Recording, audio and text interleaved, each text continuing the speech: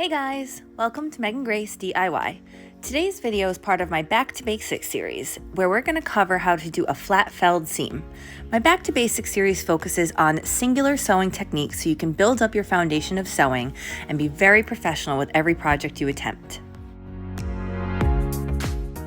A flat felled seam is a lesser known seam finishing technique that you actually perform to the outside of your project versus on the seam allowance on the inside.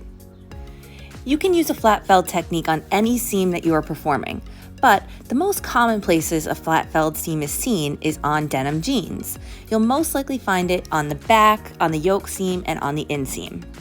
It may from the outside look difficult, but once you've learned how to execute it properly, you'll want to put it everywhere.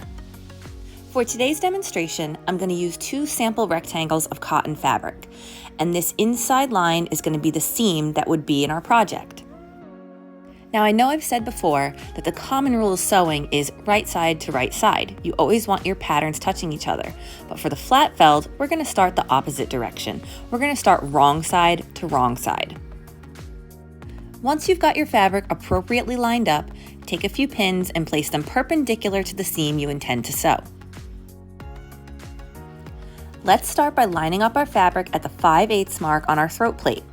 We're going to sew a plain seam down the entire seam that we intend to do a flat felled. This means backstitching at the top, sewing all the way down, and backstitching at the bottom.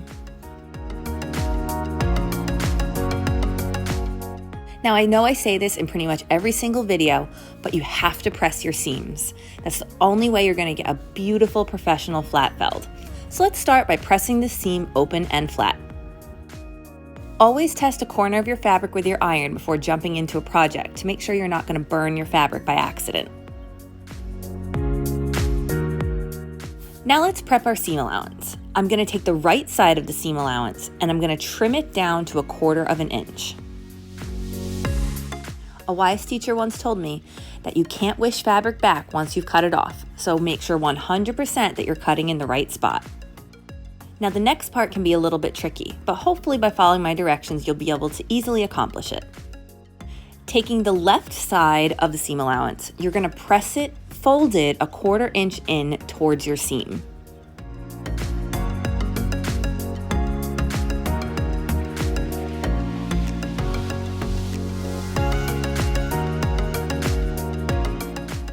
Very nice. Now lay your sample or your project flat again. Take that folded piece of the seam allowance and you're going to lay it flat onto the seam and press it down once.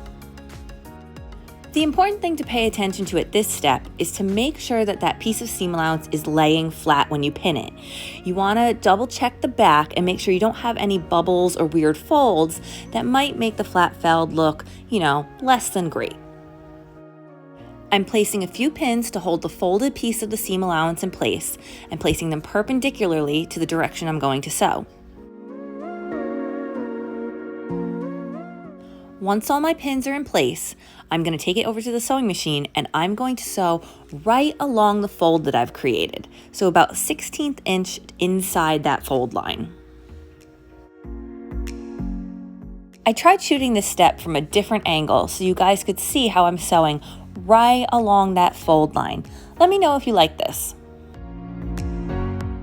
I've sewn over pins before as long as they're perpendicular to my seam line, but I know some people find it to be extremely dangerous, so it's really up to you whether you want to remove each pin before you sew over it.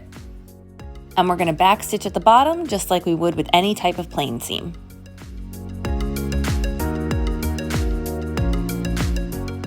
And here's our completed flat felled seam. See how close I am to that folded edge and how it's nice and even all the way down? Now take a look at the back. This is what I meant by you didn't want to get any bubbles. I kept it nice and flat. I always give my seam finishes one final press to make sure everything is set in place and crisp and clean. Let's check out the back. That's our one seam that we did in the front. You can see it from the back, but guess what you can't see is any unfinished fabric. That's one of the cool things about this kind of seam finish. You get a really nice technique and embellishment on the front, and you get no raw edges. And that's really all there is to a flat felled. This is a great way to show off a more advanced seam finishing technique without a serger and give your project that little extra special something. And now you know how to do a flat feld. Please make sure you check out the other videos in my Back to Basics series so you can build up your set of sewing skills and be able to execute my other tutorials with perfect professionalism. And if you haven't already, please feel free to check me out at Meghan Grace DIY on Facebook, Pinterest, and Instagram. And don't forget to share, like, and subscribe. Happy sewing, everybody!